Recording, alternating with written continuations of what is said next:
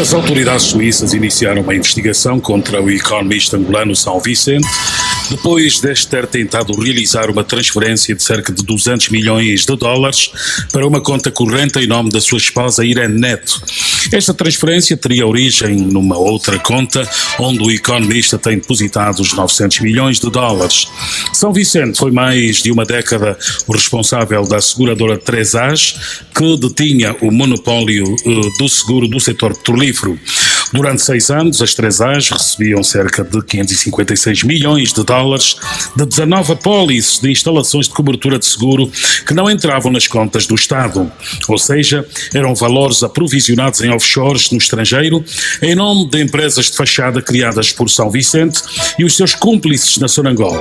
Estas empresas tinham geralmente a mesma designação das 3As, supostamente para os ramos de co-seguro e resseguros. Na verdade, e com alguma sorte, o setor petrolífero nacional nunca teve acidentes ou incidentes graves. O sítio do Macangola refere que entre 2011 e 2015, a média anual do orçamento combinado das operadoras petrolíferas em Angola oscilou entre os 30 e os 35 mil milhões de dólares.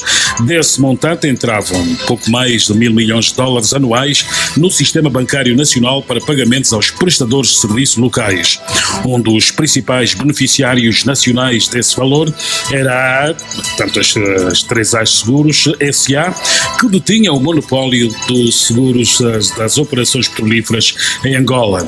Ainda de acordo com o site, ao longo de 10 anos, até 2016, quando o referido monopólio foi revogado, estimam-se especialistas que as 3As Seguros tenham transferido para mais de 4 mil milhões de dólares para o exterior do país, não contabilizando as operações não registadas no sistema financeiro nacional. A Procuradoria-Geral da República, PGR, emitiu a 8 de setembro passado um mandado de apreensão dos edifícios 3As, ou TGU e ICA, construídos por todo o país, bem como a participação de 49% das ações do Standard Bank. Este património foi arrestado por indícios de crimes de peculato, participação económica em negócio, tráfico de influência e branqueamento de capitais do seu proprietário, o economista São Vicente. O caso de São Vicente já provocou uma investigação ao banco suíço SYZ, de onde é cliente.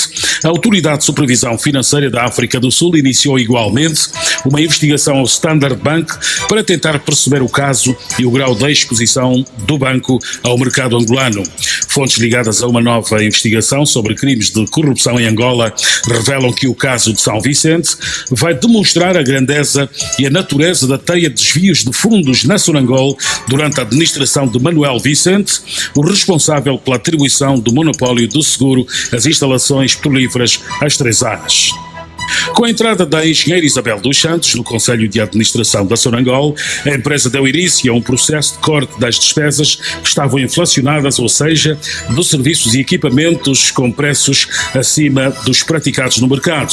O processo, designado por Sonalight, detectou que o Estado gastava 3 vezes mais em serviços ligados com o seguro e a proteção das instalações petrolíferas, tendo decidido terminar com o monopólio das 3As.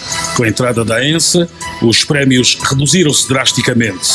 É sobre este assunto que eu convidei a engenheira Isabel dos Santos a apresentar alguns insights deste negócio que veio a revelar-se como um dos mais danosos para os cofres do Estado.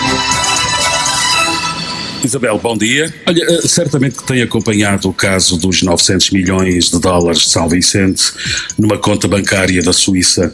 Tendo reduzido os custos do seguro da petrolífera em 50%, é possível calcular as perdas da Sonangol neste negócio enquanto durou a relação com as 3As? Obrigada, João de Almeida. É sempre um prazer estar convosco aqui na Rádio MFM. O meu percurso profissional é no setor privado, onde trabalho há várias décadas e construí várias empresas. Em 2016 aceitei o desafio de ir para a Sonangol, portanto fui convidada para presidente do Conselho de Administração da Sonangol e tomei posse em junho de 2016.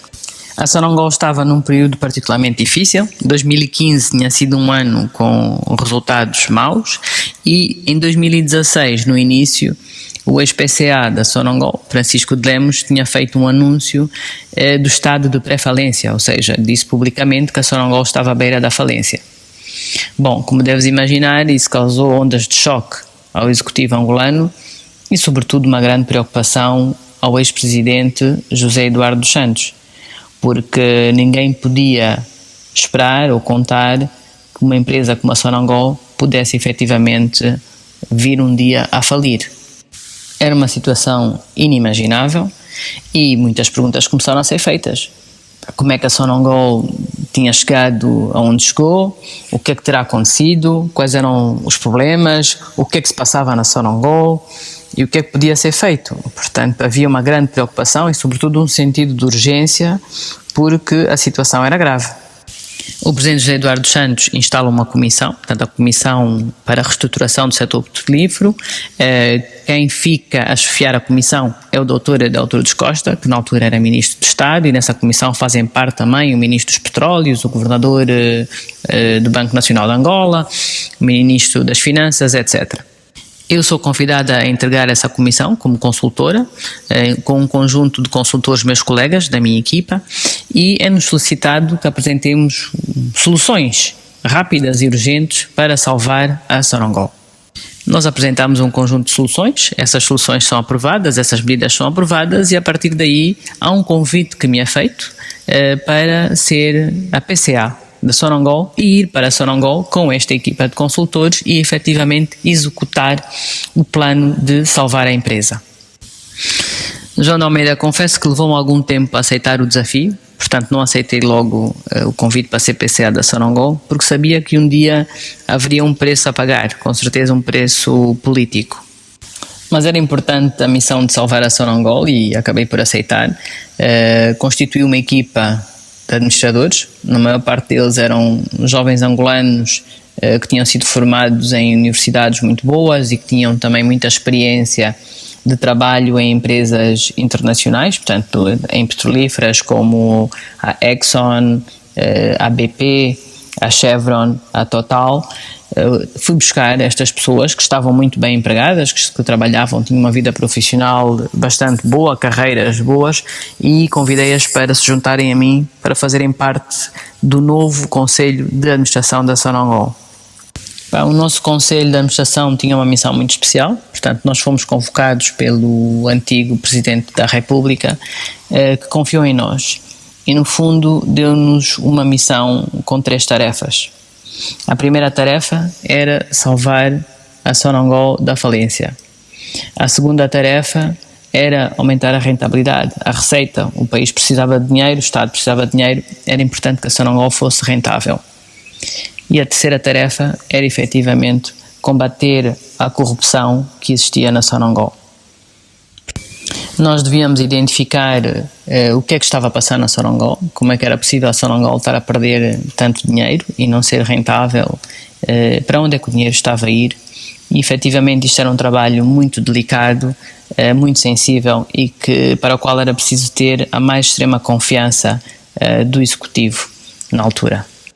Portanto, quando eu fui para a Sonangol, eu já era empresária, já tinha construído mais de 10 empresas, já tinha criado mais de 40 mil postos de trabalho, portanto vinha com uma experiência muito grande do setor privado, e nós no setor privado somos muito exigentes em relação aos custos, porque é aí que realmente faz a diferença em termos de rentabilidade para a empresa. E percebemos que era por aí, era por via dos contratos, que a Sonangol podia estar a perder dinheiro, ou que podia mesmo haver fugas ou desvios de dinheiro da Sonangol. Então começamos a rever esses contratos todos, um a um, desde a imobiliária, a aviação, a venda do petróleo, o setor da saúde, o Girassol, base da Sonils, revimos tudo, todos os contratos, e percebemos que havia realmente uma sobrefaturação em muitos deles, ou seja, os custos que estavam lá imputados não eram os custos do mercado, e começamos a tentar fazer um benchmarking, uma comparação de quanto é que seria um custo normal em relação àquilo que estava a ser cobrado. A partir daí fizemos muitas mudanças, efetuamos muitos cortes, e o que me espanta é que depois da minha exoneração, uma grande parte destes contratos que eu já havia anulado foram outra vez renovados, e com as mesmas empresas, ou se não com as mesmas empresas, pelo menos com as mesmas pessoas que criaram empresas novas, e sempre com os mesmos preços altíssimos. Mudar um sistema que já estava instalado há décadas era difícil. Como eu disse, eu estive na Sonangol pouco tempo, só 18 meses, mas nós gozamos de uma grande confiança por parte do antigo presidente José Eduardo Santos e do executivo na altura, que era que nós mudaríamos essas práticas na Sonangol, que nós teríamos a coragem, e tivemos a coragem, de parar esses contratos. Eu lembro-me no início, nas primeiras sessões de Conselho de Administração da Sonangol, quando começámos a anular e a questionar esses contratos, levantaram-se vozes, as pessoas ficaram surpresas, disseram, mas vocês vão mesmo ter coragem de parar isto é do senhor tal, isto é do fulano tal, já está aqui há tanto tempo, faz isto assim, a engenheira vai mesmo avançar com isto? A verdade era que tinha que se avançar, as coisas não podiam continuar a ser feitas como tinham sido feitas no passado. Na relação contratual de seguro, o setor petrolífero quase não teve acidentes ou incidentes de grande dimensão. Se fizermos as contas dos mais de 10 anos, enquanto durou a prestação do serviço com as 3As e a Sonangol, enquanto parceira na seguradora, a Sonangol, enquanto parceira na seguradora, não ganhou nada, apesar da participação da petrolífera em 10% do negócio? Então, o resultado que obtivemos em relação aos seguros é que poderíamos cortar o custo em 70%. Ou seja, as propostas que recebemos das outras empresas eram em 70% mais baratas do que a Sonangol tinha estado a pagar até à altura.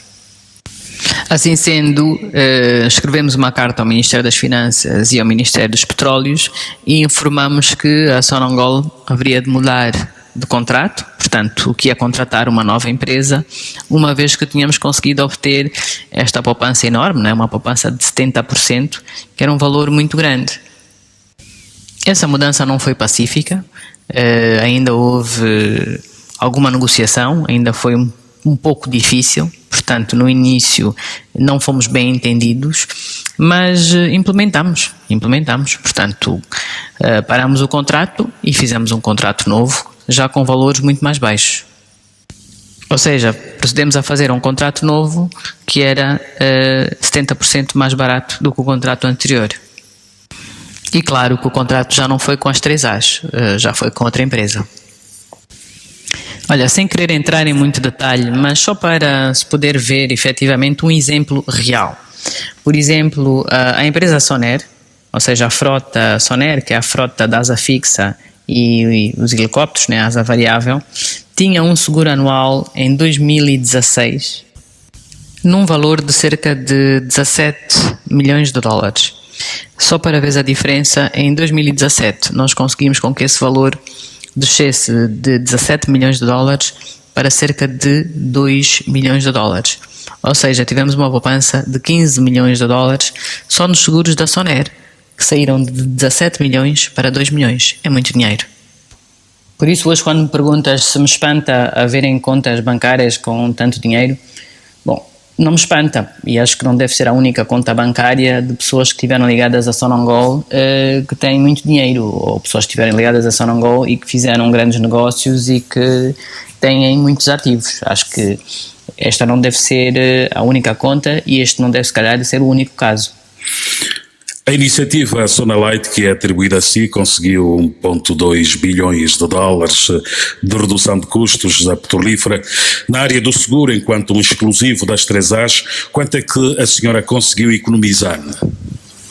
No âmbito da reestruturação da Sonangol, quando fui PCA, criei duas equipas. Uma equipa cujo foco era efetivamente gerir a empresa ao dia-a-dia, portanto, assegurar o trabalho normal das operações, e depois uma segunda equipa que era muito apoiada também por consultores, que era efetivamente identificar os problemas. Quais eram os problemas que a Sonangol tinha? Problemas relacionados com contratos, como por exemplo sobrefaturação, problemas relacionados com o trading de petróleo, problemas relacionados com o património da Sonangol que podia estar a ser usado por terceiros, problemas relacionados com entidades ou empresas que se denominavam Sonangol, mas que não eram da Sonangol. Portanto, este trabalho foi um trabalho quase que de auditoria muito profunda que foi feito, e a partir daí identificamos uma série de questões. Uma das prioridades foi efetivamente os seguros. Portanto, o que fizemos nos seguros foi um concurso internacional, contactamos 4 empresas internacionais e pedimos cotações de preços para exatamente o mesmo serviço que estava a ser prestado a Sonangol. A ENSA também fez parte e as cotações que recebemos, portanto os novos preços que recebemos eram 70% mais baratos do que a Sonangol estava a pagar na altura. Portanto, com este estudo e esta comparação de preços dos seguros, e quando eu falo de seguros não estou a falar apenas dos seguros da Sonangol EP, portanto estamos a falar dos seguros das empresas petrolíferas que trabalham em Angola, dos blocos empreiteiros, das instalações, das plataformas, estamos a falar dos seguros de todo o universo petróleos em Angola, e com este estudo que fizemos, com esse benchmarking, não é, este pedido de preços comparativos, conseguimos baixar este valor em 70%. Como se pode perceber que uma empresa dissolvida pelas razões que foram avançadas na altura tenha um dos sócios com este volume de dinheiro em conta no estrangeiro, mesmo com obrigações de pagar passivos anteriores? Parte da tua pergunta foi se era possível estimar o valor das perdas da Sonangol neste negócio. Eu acho que é difícil estimar esse valor, acho que há aqui 2 componentes diferentes. Primeiro, não há dúvida que o valor que estava a ser praticado estava sobrefaturado.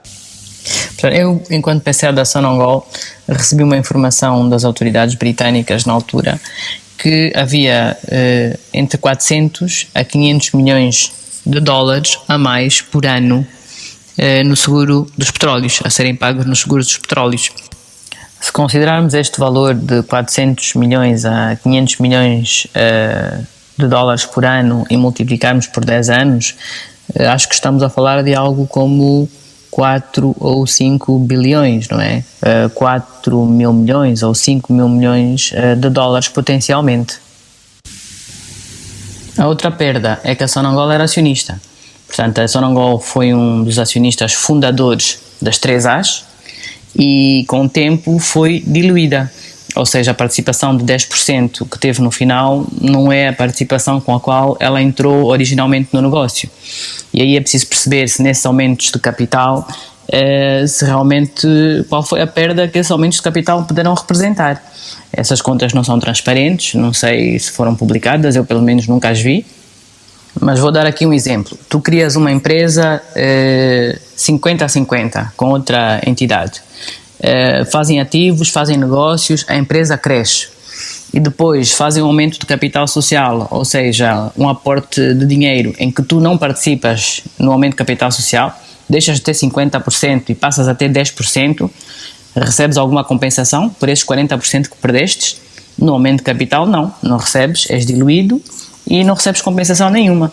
Portanto, aí também é uma perda grande e tem que ser, eu acho que tem que haver uma auditoria. Tem que haver uma auditoria às próprias contas das 3As e tem que haver uma auditoria às próprias contas da Sonangol. E outra questão que devemos colocar é a seguinte: se efetivamente esses 900 milhões, quase 1 bilhão de dólares que está nessa conta são dividendos das 3As, se forem o resultado, não é? Da atividade comercial das 3As, quanto é que a Sonangol ganhou de dividendos em relação às 3As? E porquê que, nos aumentos de capital, porquê que a Sonangol não acompanhou? Porquê que ela se deixou diluir? Então, se o negócio era bom, estava a ser rentável, dava dinheiro, qual foi a razão que a Sonangol se deixou diluir e perdeu a participação ou ficou com muito menos ações do que tinha no início? Essas perguntas têm que ser feitas. Os valores fixados pelo Tribunal de Luanda sobre o arresto dos seus bens são inferiores ao volume dos fundos em discussão, quer nas contas de São Vicente, quer no dinheiro pago em contratos inexistentes. Continua a pensar que assim o tratamento tem sido diferente? Outra questão que temos que colocar é a seguinte: a empresa 3As faliu, foi à falência. Como é que é possível que uma empresa que era rentável, dava lucro, durante 10 anos ou mais tempo ganhou 4 mil milhões ou 5 mil milhões, portanto 4 bis ou 5 bis de dólares, como é que faz falência? E depois a seguir aparecem outras empresas chamadas 3As, que não sabemos que relação é que tinham com as 3As Seguros, com uma série de ativos, com prédios, com hotéis, com contas bancárias. Infelizmente na Sonangol este caso dos seguros não é o único caso. Havia mais casos, há mais casos, nós detectamos vários outros contratos, informamos, os que conseguimos anular, anulamos, cancelamos. A questão dos seguros foi um desses contratos que nós tomamos a decisão de anular e de assinar com outras empresas, e hoje eu não tenho dúvida que muitas das retaliações que sofro, portanto muitas destas campanhas mediáticas e outras campanhas que são levadas contra mim, são efetivamente porque eu tive a coragem de parar com muitos destes contratos. Eu estive na Sonangol há pouco tempo, mas estive com um espírito de missão. Nós fomos lá para fazer um trabalho, tínhamos que salvar a empresa, tínhamos que parar com essas práticas nefastas, que não são práticas que são benéficas nem para a empresa, nem para o acionista, nem para os angolanos, e por termo em algumas destas situações. E vou-te dar um exemplo. Por exemplo, na questão da aviação, dos helicópteros, nós paramos o contrato dos helicópteros porque os preços eram altíssimos. Aliás, não faziam sentido. A Sonangol é que comprava a aeronave, a Sonangol é que pagava o combustível, a Sonangol é que pagava os salários, mas para além disso, sempre que utilizasse o avião ou o helicóptero, pagava o preço hora como se estivesse a alugar. Então eu pergunto, a Sonangol comprou o avião ou o helicóptero para pagar os salários dos pilotos, para pagar o combustível, o seguro, e sempre que usar a aeronave paga o aluguer a uma terceira empresa como se estivesse a alugar. Claro, ora, este tipo de contratos não podiam continuar e nós pusemos um termo nisso. Acabamos com esse tipo de contrato. Haviam empresas de várias pessoas ligadas a Sonangol que beneficiavam desse tipo de esquemas. Como podes imaginar, quando cortamos esses contratos, quando acabamos com esse tipo de contratos e ligações com esse tipo de empresas, irritamos muita gente e acabamos por ser exonerados. O que acha que uma auditoria das últimas administrações da Sonangol iria revelar? Nós as pessoas temos memória curta, mas se olhamos para o passado, já houve muitos artigos na imprensa escritos sobre contratos com a Sonangol, negócios da Sonangol, negócios que envolviam pessoas ligadas à Sonangol. Por isso, se o combate à corrupção é genuíno, acho que a transparência seria bem-vinda. Hoje o combate à corrupção é seletivo, é político, foram escolhidos alguns alvos, mas se a intenção for de corrigir o que está mal, acho que uma auditoria a Sonangol seria um sinal positivo, seria um sinal de transparência, e uma auditoria numa empresa esclarece coisas boas e esclarece coisas más. Portanto, podem ser identificados contratos e investimentos que a Sonangol tenha feito e que eram bons contratos, que ela fez boas parcerias, teve bons investimentos, teve bons lucros, e com certeza serão também identificados os contratos maus, os contratos onde tenha havido perda de ativos ou desvios de fundos e quem efetivamente beneficiou destes contratos. Tratando-se da maior empresa pública do país, acho que é um passo normal e a maior parte dos angolanos viria com certeza com bons olhos uma decisão desta natureza.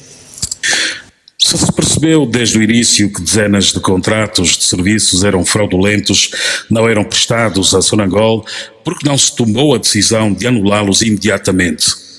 Olha, mudar ou anular ou cancelar contratos na Sonangol é muito difícil, porque eram contratos antigos, já havia muitos compromissos, então foi mesmo muito duro, muito complicado nós termos a coragem de cancelar esses contratos. E o que nós fizemos foi um levantamento de todos os contratos que existiam na Sonangol. A partir desse levantamento começamos a comparar preços, quais eram os preços que eram praticados na Sonangol em relação a outras empresas petrolíferas ou mesmo outras empresas internacionais, e depois daí tomamos a decisão da mudança. Uma das áreas que definimos como prioridade foram os seguros, porque os contratos de seguros que existiam estavam com preços muito, muito altos e deviam ser renegociados porque não se podia continuar a pagar aqueles valores que estavam a ser praticados. E a decisão foi que, se não fosse possível renegociar, então era cancelar com essas empresas e contratar outras empresas com preços mais aceitáveis. Mas esta comparação de preços nós não fizemos só para os seguros, fizemos também para as outras áreas.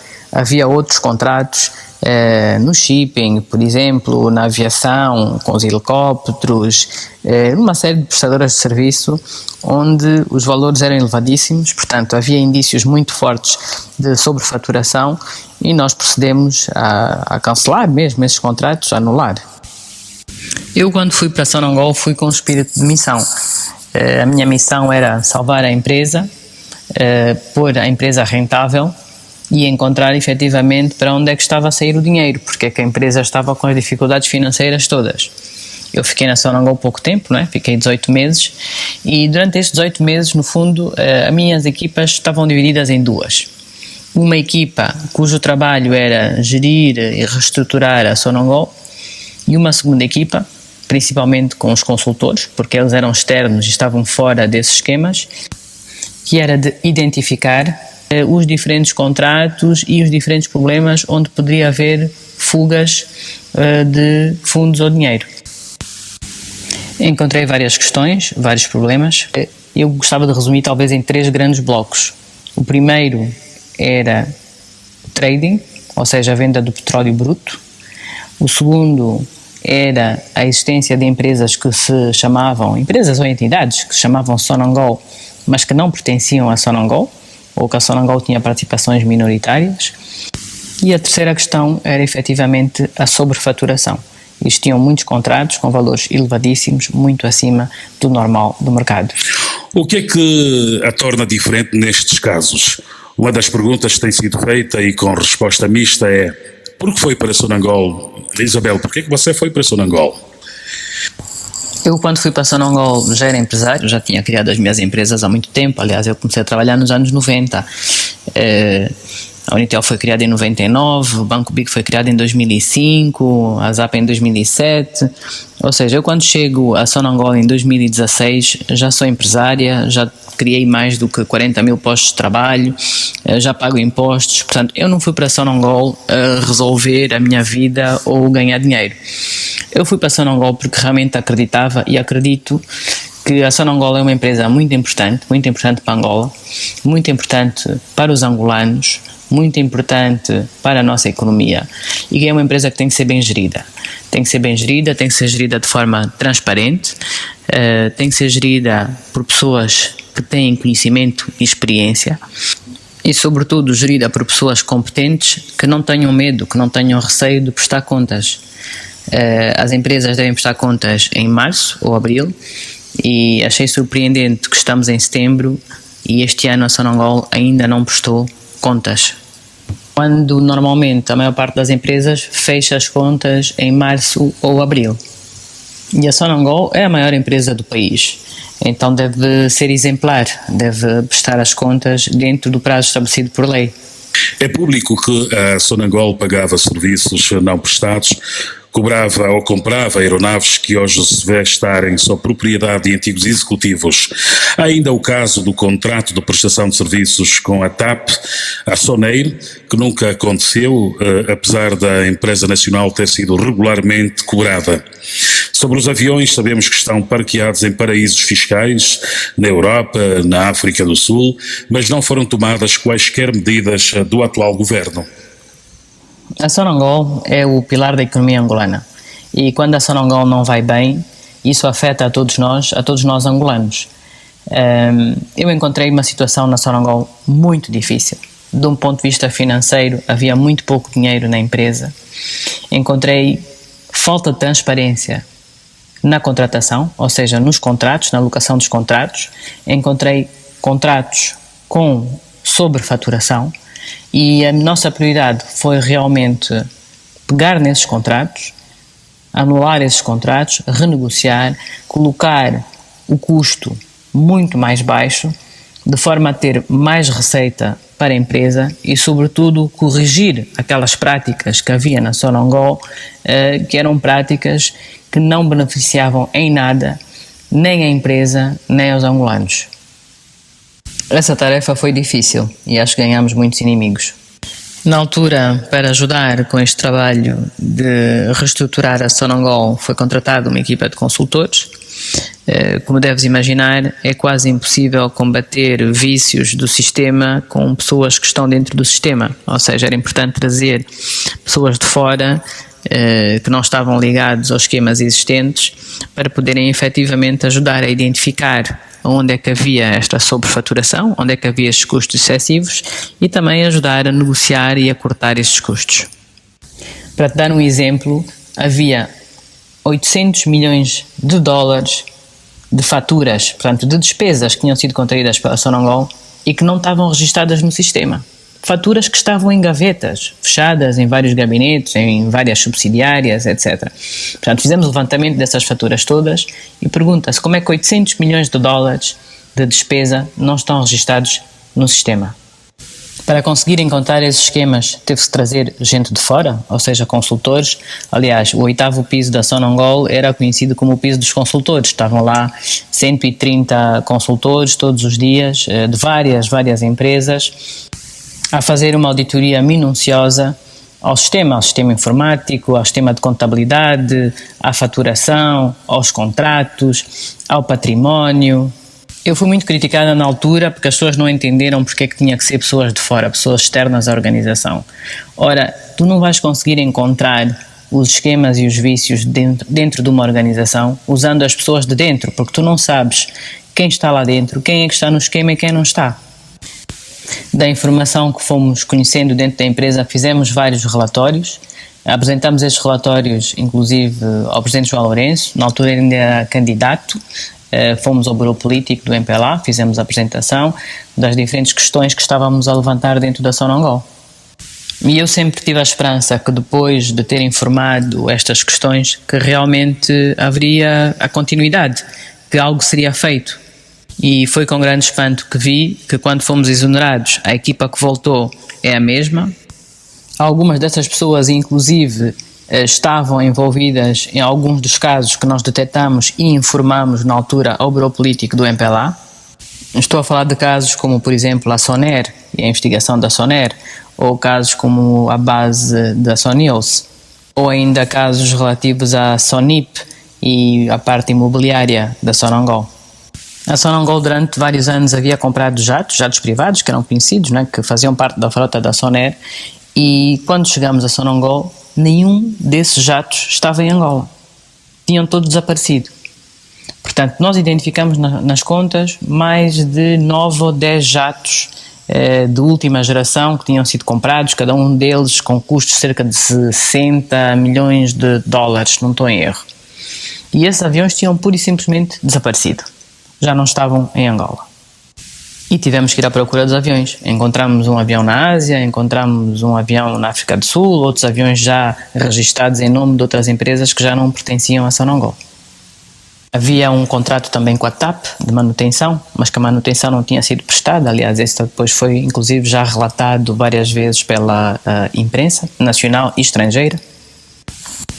Nós, na qualidade de Conselho de Administração, fizemos vários relatórios ao Executivo e ao MPLA para que depois essas questões pudessem ser superiormente tratadas. Na altura, lembro-me o jornalista Carlos Rosado dizer que nós devíamos apresentar o diagnóstico, né? O diagnóstico da Sonangol, que nós devíamos apresentar a público. Bom, como Conselho de Administração, o nosso dever era de apresentar o diagnóstico ao Executivo angolano, ou seja, ao acionista, ao Estado, ao dono da Sonangol. E foi isso que nós fizemos. E depois caberia ao dono da Sonangol, portanto ao Estado, tomar as medidas que achasse corretas e necessárias para corrigir efetivamente o que estava a passar na Sonangol. Uma das áreas mais opacas era o trading, portanto a venda de petróleo bruto, sobre a qual na própria Sonangol havia muito pouca informação. A maior parte dessa informação estava fora da Sonangol, nos escritórios em Londres, em Singapura, nos Estados Unidos. E até hoje acho que esta informação continua opaca, ou seja, ninguém sabe quem vende o petróleo bruto e quem beneficia da venda do petróleo bruto de Angola.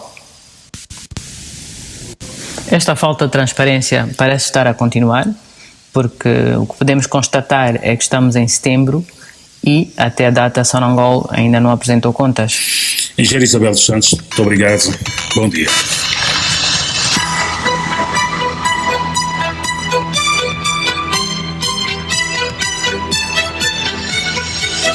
A engenheira Isabel dos Santos, antiga presidente do Conselho de Administração da Sonangol. Vamos continuar a acompanhar este caso e as suas confluências no combate contra a corrupção no país. Os resultados de uma nova investigação sobre os jokers da corrupção, desvio de fundos e branqueamento de capitais em Angola serão apresentados daqui a um ano, mas as investigações foram retomadas na última semana. João Dois Pontos, hoje numa versão mais curta do que é habitual. Nós voltamos na próxima sexta-feira. Entrevista, edição e apresentação de João de Almeida. Bom dia.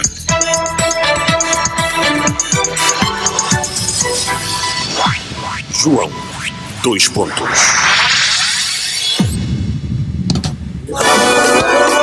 Eu vou pra cama e levo você. Quando eu acordo estou com você. Na hora do banho eu carrego você. Vou pro trabalho, não deixo você. Aonde eu vou, levo você. Não dá pra ficar sem você. A gente se ama, se fala, se entende. E vou te dizer porquê.